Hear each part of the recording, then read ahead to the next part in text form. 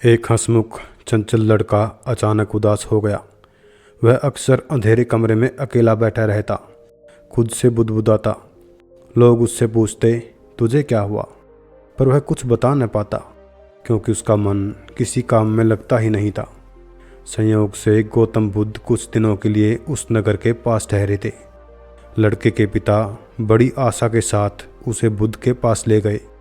लड़का काफ़ी देर तक बुद्ध के सामने चुपचाप बैठा रहा।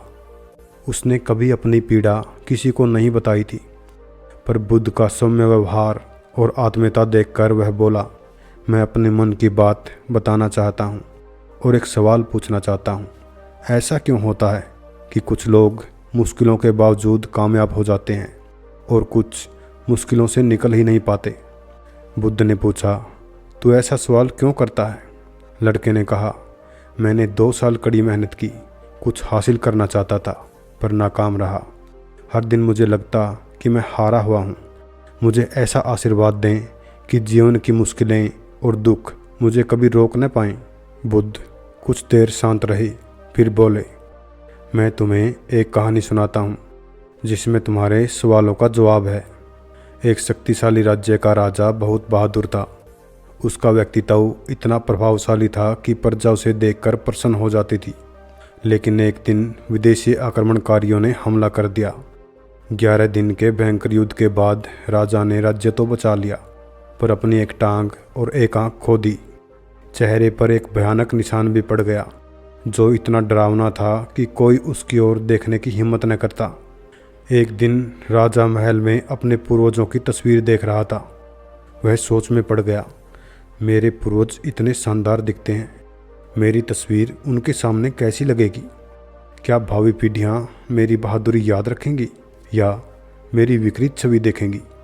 अगले दिन राजा ने सभी प्रसिद्ध चित्रकारों को बुलाया और 2 शर्तें रखी। पहली, तस्वीर बिल्कुल वास्तविक हो। दूसरी, यह आने वाली पीढ़ियों को प्रेरित करे। राजा की बात सुनकर चित्रकार हक्के बक्के रह गए।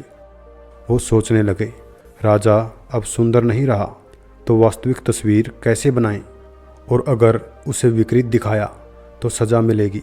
कोई भी चित्रकार आगे नहीं आया। राजा को इस बात पर बहुत गुस्सा आया।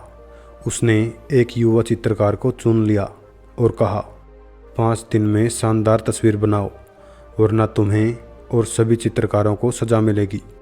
6ठे दिन दरबार भरा था। युवा चित्रकार अपनी तस्वीर कपड़ों से ढकी ले आया। सब डरे हुए थे, पर उत्सुक भी। जब कपड़ा हटा तो सभी स्तब्ध रह गए। तस्वीर में राजा एक शानदार घोड़े पर सवार था। उसकी एक टांग घोड़े के पीछे छिपी थी और वह तीर चला रहा था, एक आंख बंद करके, जिससे उसकी अंधी आंख का पता न चले। तस्वीर इतनी खूबसूरत थी कि राजा की कमियां छिप गई और उसकी वीरता चमक उठी। राजा ने चकित होकर पूछा, जब सभी अनुभवी चित्रकार हार गए, तुमने इतनी शानदार तस्वीर कैसे बनाई? युवक बोला, महाराज, पहले दिन मैं डर गया था। मुझे लगा मेरी तस्वीर से कई लोगों को सज़ा मिल सकती है। मैं सोचता रहा, मैं क्यों फंसा? उसी रात मैं सो गया। अगली सुबह मैंने अपना फैसला किया कि शांत होकर आपके व्यक्तित्व को मन में देखूंगा। 2 दिन तक मैंने खुद को एकांत में रखा और हर नकारात्मक विचार को देखा। तीसरे दिन मुझे आपकी घायल देह में भी वीरता दिखी। अगले दिन मुझे ख्याल आया कि आप घोड़े पर तीर चलाते हुए दिखें। इस प्रेरणा से मैंने शांत मन से तस्वीर बना दी। राजा भावुक हो गया और उसने युवक को गले लगाकर बड़ा इनाम दिया। बुद्ध ने लड़के से कहा, इस कहानी में तुम्हारे सवालों का जवाब है। मुश्किलों को देखते रहो, पर हम लक्ष्य बनाते हैं, मेहनत करते हैं, लेकिन मुश्किल आने पर दुखी होकर उनसे मुंह मोड़ लेते हैं। यह गलती है। मुंह मोड़ते ही हम अपनी जागरूकता और शक्ति खो देते हैं। डर हावी हो जाता है और सब कुछ बोझ लगने लगता है। इंसान अंदर से हार जाता है।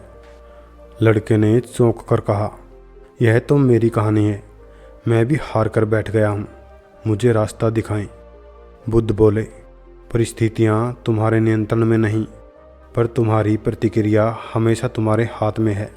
सबसे अच्छी प्रतिक्रिया है जब मुश्किल आए, शांत होकर सब कुछ देखो, बिना प्रतिक्रिया दिए, जैसे कहानी में युवक ने किया। वह शांत रहा, सब कुछ देखता रहा। इससे उसे मुश्किलों में रास्ता दिखा। बुद्ध ने कहा, जब लोग राजा को देखने गए, उन्होंने उसकी कमियों पर ध्यान दिया, जिससे डर और बेचैनी पैदा हुई। वे कुछ अच्छा न देख सके। तुम भी अपनी ज़िंदगी में यही करते हो। मुश्किल आने पर नकारात्मक प्रतिक्रिया देते हो, स्थिर नहीं रह पाते। इसके बजाय युवक की तरह बिना जजमेंट के सब कुछ देखो, अपने विचार, भावनाएं और परिस्थितियां। ऐसा करने से तुम्हें कमियों में भी खूबसूरती और अवसर दिखेंगे। लड़के ने पूछा, मैं यह कैसे करूं? बुद्ध बोले, हर चीज़ में सुंदरता और शुभ देखने की कला विकसित करो। कोई भी आकृति बनाना सीख सकता है, पर जो हर चीज़ में अच्छाई देख ले वही सच्चा कलाकार है। हर दिन छोटी छोटी मुश्किलों को बिना जज किए देखना शुरू करो।